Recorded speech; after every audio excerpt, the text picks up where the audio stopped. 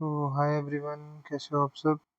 और एक बार फिर से आप सभी का स्वागत है आर के P360 में। एंड आज की वीडियो में हम करने जा रहे हैं कुछ एमसीक्यूज जो कि हमारे प्रीवियस ईयर में आ रखे हैं और बहुत ही इम्पोर्टेंट होने वाले हैं।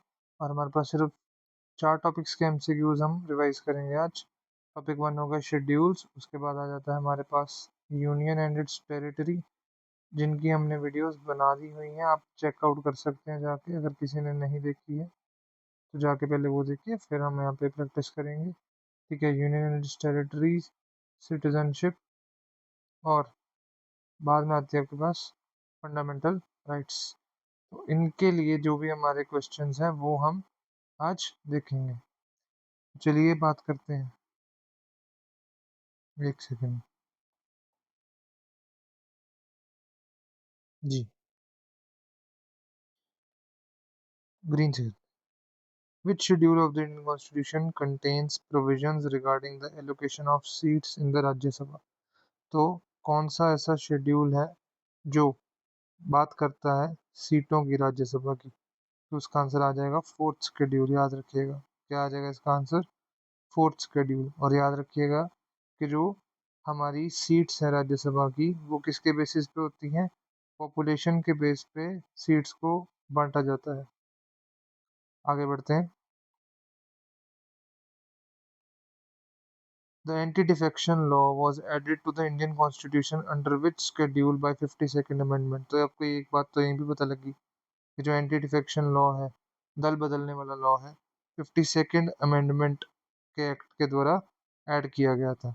अब वो पूछा गया उससे कौन सा शेड्यूल ऐड हुआ, तो यहाँ पे हुआ 10th शेड्यूल ऐड हुआ। याद रखिएगा, बहुत इंपॉर्टेंट है। 10th शेड्यूल ऐड हुआ। ओके, आगे बढ़ते हैं। विच of the following schedules details the 22 official languages recognized by the Constitution of India? क्या बोल रहा है ये? कहता कौन सी शेड्यूल के अंदर 22 ऑफिशियल लैंग्वेजेस के बारे में लिखा गया है? कौन से शेड्यूल के अंदर 22 ऑफिशियल लैंग्वेजेस के बारे में लिखा गया है? तो याद रखिएगा, इसका आंसर आ जाएगा 8th शेड्यूल। किसमें लिखा गया है? 8th schedule. तो आपको याद रखना है कि आपके पास कितनी टोटल ऑफिशियल लैंग्वेजेस हैं? 22 टोटल ऑफिशियल लैंग्वेजेस हैं। Very important. चलिए आगे बढ़ते हैं। The concurrent list in the 7th schedule of the Indian constitution. तो आपको यहीं से पता लग गया कि कॉन्करेंट लिस्ट जो है 7th शेड्यूल में है, उसको कहाँ से बोरो किया गया है? तो कॉन्करेंट लिस्ट का जो भी हमारा टॉपिक है वो उठाया गया है ऑस्ट्रेलिया से। कहाँ से उठाया गया है? ऑस्ट्रेलिया से। Very important. अगला क्वेश्चन आ जाता है हमारे पास। The 11th schedule of the Indian constitution which outlines the powers and functional terms of panchayats was added by which constitutional amendment? तो क्या बोला गया? कहता है जो 11th शेड्यूल है और साथ ही में जो 12th शेड्यूल भी है। 12th शेड्यूल किसकी बात करता है? वो बात करता है अर्बन लोकल बॉडीज की, यानी कि कॉरपोरेशंस, म्यूनिसिपैलिटीज। किसकी बात करता है वो? म्यूनिसिपैलिटीज। अगर 11वें जो शेड्यूल है वो किसकी बात कर रहा है? पंचायत की कर रहा है। और 12वां शेड्यूल किसकी बात कर रहा है? म्यूनिसिपैलिटीज की बात कर रहा है। तो जो हमारा 11वां शेड्यूल है वो कौन सी अमेंडमेंट के द्वारा ऐड किया गया था? तो याद रखिएगा, वेरी इंपॉर्टेंट, 73rd अमेंडमेंट। कब आई थी? 1992। कब आई थी? 1992। और लागू कब हुई? एनेक्ट कब हुई? एनेक्ट हुई 93 में। कब हुई? 93 में। तो याद रखिएगा, बहुत इंपॉर्टेंट है। आगे बढ़ते हैं। The provisions of the 9th schedule were introduced in the Constitution of India during the prime ministership of whom? क्या बोला जा रहा है? पूछा जा रहा है कि जो हमारे पहला, यहाँ पे याद रखिएगा, जो 9th शेड्यूल ऐड किया गया था वो किसके द्वारा ऐड किया गया था? वो ऐड किया गया था फर्स्ट अमेंडमेंट के द्वारा। वो तो ऐड किया गया था फर्स्ट अमेंडमेंट 1951 के द्वारा। तो याद रखिएगा, इसका बहुत इजी सा आंसर है, जवाहरलाल नेहरू आ जाएगा इसका आंसर। क्यों? क्योंकि आपको याद रखना है 47 के बाद जब से आज़ादी आई थी उसके बाद आएगा 62 तक। 47 से 62 तक हमारे जो प्रधानमंत्री थे वो जवाहरलाल नेहरू ही रहे थे। नहीं, 62 से भी बाद में भी रहे हैं, 67 तक। जी, तो काफी देर तक रहे थे जवाहरलाल नेहरू। नेक्स्ट क्वेश्चन आ जाता है हमारे पास, क्वेश्चन नंबर 7, जो कि क्या पूछ रहा है, कहता है अकॉर्डिंग टू आर्टिकल 1, हमारा टॉपिक भी आ गया यूनियन एंड इट्स टेरिटरीज का। चलिए उसकी बात करते हैं। According to article 1 of the Indian constitution, India that is Bharat shall be, तो क्या पूछा, बहुत इजी से आंसर आ जाएगा इसका, यूनियन ऑफ स्टेट्स। क्या है वो? यूनियन ऑफ स्टेट्स है। आगे बढ़ते हैं। Under article 2 of the Indian constitution, who has the power to admit new states in the union और एस्टैब्लिश न्यू स्टेट्स? ये बहुत इंपॉर्टेंट क्वेश्चन है, याद रखिएगा इसको, बहुत ज़्यादा इंपॉर्टेंट क्वेश्चन है। तो इसका आंसर आ जाएगा द पार्लियामेंट। क्या आ जाएगा इसका आंसर? The parliament. चलिए आगे बढ़ते हैं। A bill for altering the boundaries or names of any state can be introduced in the parliament only with the prior recommendation of whom? तो यहाँ क्या पूछा जा रहा है?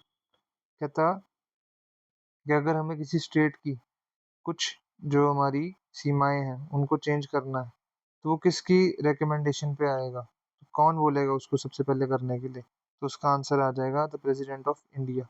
कौन बोलेगा सबसे पहले इसको करने के लिए? The president of India. 10th question पे आते हैं। Which commission was appointed in December 1953 by the Government of India to examine the reorganization of states on linguistic basis? तो जो स्टेट्स को बांटा जाना था लैंग्वेज के बेसिस पे, किसके बेसिस पे? लैंग्वेज के बेसिस पे। वो किस कमीशन के द्वारा किया गया था? वो किस कमीशन के द्वारा किया गया था? तो इसका याद रखिएगा, बहुत इंपॉर्टेंट सवाल है ये, कमीशन से अक्सर आ जाता है। तो सी पार्ट है इसका आंसर, फजल अली कमीशन। क्या आंसर आ जाएगा इसका? फजल अली कमीशन। चलिए आगे बढ़ते हैं। Which was the first state in India created on linguistic basis in the year 1953? Very important, याद रखिएगा, इसका आंसर है आंध्र प्रदेश। आंध्र प्रदेश को 1953 में लैंग्वेज के बेसिस पे बांटा गया था।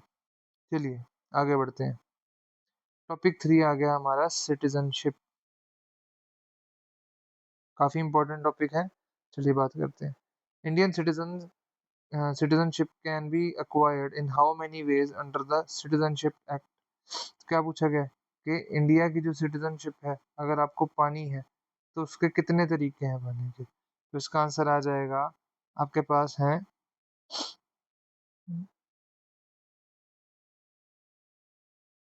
जी, तो इसका आंसर आ जाएगा 5 वेज। कितने वेज हैं आपके पास? 5 वेज। तो अगर आपने नहीं देखा सिटीजनशिप का लेक्चर तो अभी जाके देख लीजिए सबसे पहले, उसके बाद आपको ये सारे जो क्वेश्चंस है तब करिएगा और मजा आएगा आपको करने में। बढ़ते हैं क्वेश्चन नंबर 13 की तरफ। Which article of the Indian constitution empowers the parliament to regulate the rights of citizenship by law? क्या बोला कि कौन सा आर्टिकल है जो कॉन्स्टिट्यूशन को पावर देता है, सॉरी, जो पार्लियामेंट को पावर देता है क्या करने के लिए? सिटीजनशिप को रेगुलेट करने के लिए, मतलब उनके बारे में लॉज बनाने के लिए। तो इसका आंसर आ जाएगा आर्टिकल 11। क्या है इसका आंसर? आर्टिकल 11। ठीक है, चलिए आगे बढ़ते हैं। The Indian constitution provides which type of citizenship framework? तो आपको हमेशा याद रखना है कि इंडिया के अंदर सिर्फ एक ही सिटीजनशिप होती है जिसका नाम है इंडियन सिटीजनशिप। क्या नाम है? इंडियन सिटीजनशिप, यानी कि यहाँ पे कौन सी है? सिंगल सिटीजनशिप है। कौन सी है जी? सिंगल सिटीजनशिप है। चलिए आगे बढ़ते हैं। According to the Indian Constitution, a voluntarily acquiring citizenship of a foreign state will, क्या मतलब है इसका?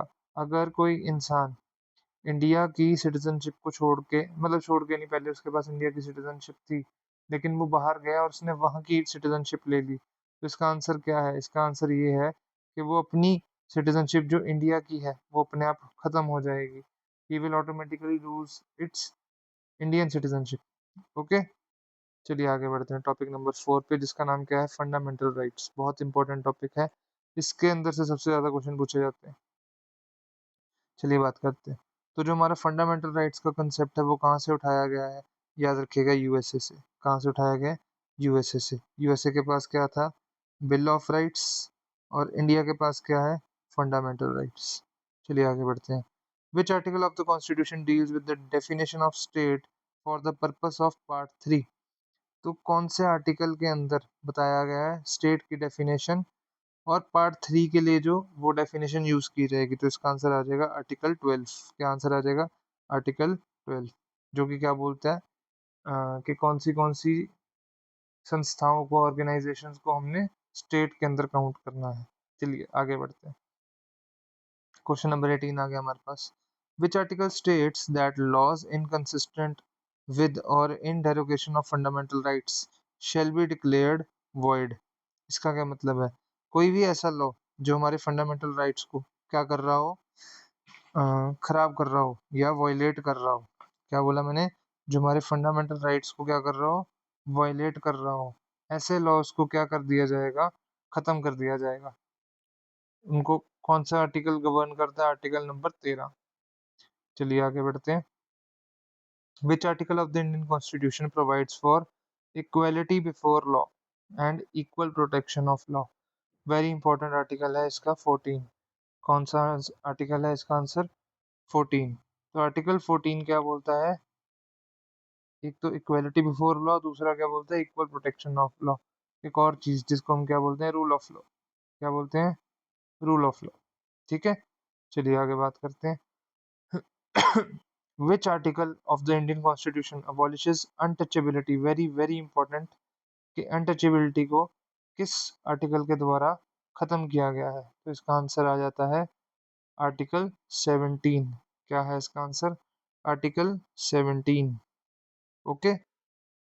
और क्या बोला, अगर कोई अनटचेबिलिटी को प्रैक्टिस करेगा तो वो क्या हो जाएगा? Punishable offence. क्या हो जाएगा? पनिशेबल ऑफेंस हो जाएगा, और उसको पनिशमेंट दी जाएगी कोर्ट के द्वारा। ठीक है, चलिए आगे बढ़ते हैं। By which constitutional amendment was the right to property removed from the list of fundamental rights? तो जैसा आपको पता था कि हमारे पास पहले 7 फंडामेंटल राइट्स होते थे, लेकिन एक अमेंडमेंट के द्वारा एक अमेंडमेंट के द्वारा हमारा एक फंडामेंटल राइट जो है वो खत्म कर दिया गया था। ठीक है, और उस फंडामेंटल राइट का नाम था राइट टू प्रॉपर्टी। क्या नाम था? Right to property. और इसको क्या बना दिया गया? लीगल राइट बना दिया गया। क्या बना दिया गया? लीगल राइट बना दिया गया। और ये कौन सी अमेंडमेंट है हमारी? ये है हमारी 44th अमेंडमेंट। ये कौन सी अमेंडमेंट है हमारी? 44th amendment. बहुत जरूरी है ये। ओके, चलिए आगे बढ़ते हैं। 22nd क्वेश्चन आ गया हमारे पास, थोड़े से और क्वेश्चंस रह गए हैं। तो 22nd क्वेश्चन क्या पूछ रहा है? Which fundamental right was described by doctor B R Ambedkar as the heart and soul of the Indian constitution? तो कौन सा आर्टिकल है जी? आर्टिकल है, सॉरी, मतलब आर्टिकल है हमारा 32। कौन सा? ये वाला, राइट टू कॉन्स्टिट्यूशनल रेमेडीज, जिसके अंदर हमारे पास 5 तरह की रिट्स हैं, जो कि अभी मैंने जिनके बारे में वीडियो बनानी है, तो याद रखिएगा। आइए क्वेश्चन नंबर 23 की तरफ बढ़ते हैं। क्वेश्चन नंबर 23 हमारा क्या पूछ रहा है? Which of the following fundamental rights cannot be suspended even during a national emergency declared under Article 352? Very, very, very important question. जितने में स्टार लगाऊं उतने कम। तो बहुत इंपॉर्टेंट क्वेश्चन है, आपको याद रखना है हमेशा कि जो आपके आर्टिकल नंबर 20 और 21 है, वो चाहे जो मर्जी हो जाए कभी सस्पेंड नहीं होते। बाकी जितने भी आर्टिकल्स हैं वो सस्पेंड हो जाते हैं, बाकी जितने भी फंडामेंटल राइट्स हैं वो क्या हो जाते हैं? सस्पेंड हो जाते हैं। लेकिन जो हमारा आर्टिकल नंबर 20 और 21 है वो कभी भी सस्पेंड नहीं होता। ओके, आपके पास हमेशा लिबर्टी होनी चाहिए, फ्रीडम, वो आपकी नहीं जाएगी। ओके, चलिए आगे बढ़ते हैं। Article number, sorry, question number 24 की तरफ बढ़ते हैं। Freedom of the press in India is implied in which of the following fundamental rights? तो क्या बोल रहा है? कहता जो फ्रीडम ऑफ प्रेस है वो कौन से आर्टिकल के द्वारा आएगी हमारे पास? तो इसका आंसर क्या हो जाएगा? राइट टू लाइफ नहीं आएगा, राइट टू इक्वालिटी में भी नहीं आएगा, प्रोटेक्शन अगेंस्ट स्ट्रेस भी नहीं आएगा। कौन सा आएगा? ए पार्ट, आर्टिकल 19(1) ए। तो हमारे पास आर्टिकल 19 के अंदर 6 फ्रीडम्स हैं। कितनी है? 6 फ्रीडम्स। और सबसे जो पहली फ्रीडम है वो यही है, freedom of speech and expression. Okay, चलिए आगे बढ़ते हैं। Which writ is issued by a higher court to a public court, public official or lower authority commanding them to perform a legal duty they have failed to execute? तो यहाँ से आपको पता लग गया कि मैंडामस क्या होती है। ठीक है, मुझे एक्सप्लेन करने की जरूरत भी नहीं पड़ी। क्या कहता है? ये एक ऐसी रिट है जो मैंडामस है, वो क्या होती है? एक हायर कोर्ट जो है वो एक पब्लिक ऑफिशियल और लोअर अथॉरिटी को कमांड करती है। कोई अगर जैसे सपोज कीजिए आईएएस कोई अपना ढंग से काम नहीं कर रहा, ठीक है?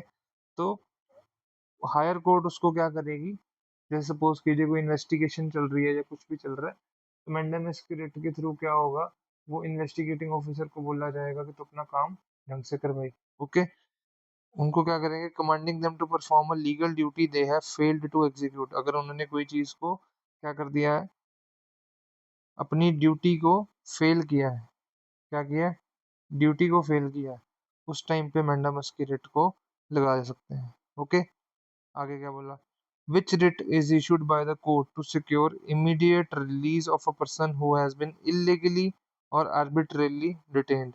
तो इसका आंसर आ जाता है habeas corpus। क्या आंसर है इसका, habeas corpus। तो क्या मतलब होता है इसका, जैसे सपोज कीजिए कि बिना किसी वारंट या बिना किसी अरेस्ट ऑर्डर के पुलिस वाले कुछ बच्चों को उठा के ले गए या कुछ स्टूडेंट्स को उठा के ले गए जो प्रोटेस्ट कर रहे थे। ओके, तो क्या होगा, ऐसे टाइम पे जो उनके घर वाले हैं, हैबियस कॉर्पस के थ्रू उनको कह सकते हैं कि आप जल्दी से जल्दी या क्या करिए, हमारे बच्चों को घर भेजिए अपने। ओके, नेक्स्ट आ जाता है हमारा क्वेश्चन नंबर 27, जो क्या कहता है, under the Indian constitution the right to education, यानी कि आर्टिकल 21A। और आर्टिकल 21A याद रखिएगा कौन से अमेंडमेंट के द्वारा लाया गया था, 86 अमेंडमेंट के द्वारा। किसके द्वारा लाया गया था, 86 अमेंडमेंट के द्वारा। ओके, तो क्या कह रहा है, guarantees free and compulsory education to the children of which age group। तो याद रखिएगा बहुत इंपॉर्टेंट है, 6 to 14 ईयर्स तक के बच्चों को क्या बात करता है ये, एजुकेशन प्रोवाइड करने की। ओके, नेक्स्ट आते हैं क्वेश्चन नंबर 28 पे, which article of the Indian constitution prohibits the employment of children below the age of 14 years in factories, mines और हजार्डस ऑक्यूपेशंस। तो इसका आंसर क्या आ जाएगा, इसका आंसर आ जाएगा आर्टिकल नंबर 24। ये हमारा जो राइट अगेंस्ट एक्सप्लॉयटेशन है, राइट्स अगेंस्ट एक्सप्लॉयटेशन है, उसके अंदर से ये क्वेश्चन बना है। इसके अंदर से राइट्स अगेंस्ट एक्सप्लॉयटेशन से ये क्वेश्चन बना है। ओके, एंड आर्टिकल 23 क्या कहता है, उसके अंदर दो ही है, 23 और 24। तो आर्टिकल नंबर 23 क्या कहता है, 23 कहता है ह्यूमन ट्रैफिकिंग नहीं हो सकती, ह्यूमन ट्रैफिकिंग। और 24 क्या कहता है, 24 कहता कि चाइल्ड लेबर नहीं होएगी, चाइल्ड लेबर नहीं होएगी। ओके, याद रखिएगा। नेक्स्ट पढ़ते हैं question number 29, which of the following fundamental rights is available to both Indian citizens and foreigners except enemy aliens. Aliens का मतलब फॉरेनर्स ही होते हैं, जो एनिमी फॉरेनर्स हैं। जैसे सपोज कीजिए हमारी लड़ाई चल रही हो उस टाइम पे पाकिस्तान के साथ, अभी नहीं चल रही, अगर चल रही हो पाकिस्तान के साथ, ठीक है, तो हम क्या करेंगे, अगर सपोज करो कोई पाकिस्तानी इंडिया में आता है, तो उसके जो फंडामेंटल राइट्स हैं वो खत्म कर देते हैं, उसके पास नहीं होते जो हमारे पास होते हैं। ओके, तो इसका आंसर आ जाएगा आर्टिकल नंबर 21। तो आर्टिकल नंबर 21 जो है, हम उसका भी सस्पेंड कर सकते हैं अगर पाकिस्तान के साथ वॉर लगी हो एंड कोई पाकिस्तानी बंदा इंडिया में आ जाए। ओके,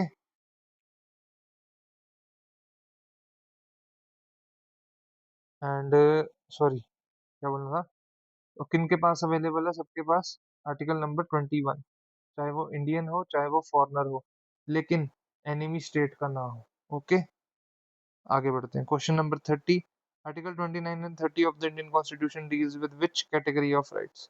29 और 30 आप बताइए कौन सी क्लासिफिकेशन में आता होता है। बहुत ही इजी सा आंसर है इसका, कल्चरल एंड एजुकेशनल राइट्स। ठीक है, एंड आई होप आपको ये वीडियो अच्छी लगे, एंड अगर आपको वीडियो अच्छी लगी तो अभी जाके लाइक कीजिए, शेयर कीजिए और सब्सक्राइब कीजिए। लाइक शेयर सब्सक्राइब, और साथ ही में अगर आपको पॉलिटी को बहुत डिटेल में पढ़ना है तो आप हमारा जो पॉलिटी का बैच है उसको जाके खरीद सकते हैं RKP360 की ऐप पे। चलिए गाइस, बाय बाय, मिलते हैं नेक्स्ट वीडियो में, एंड सब्सक्राइब कर दीजिएगा और शेयर कर दीजिएगा। ओके।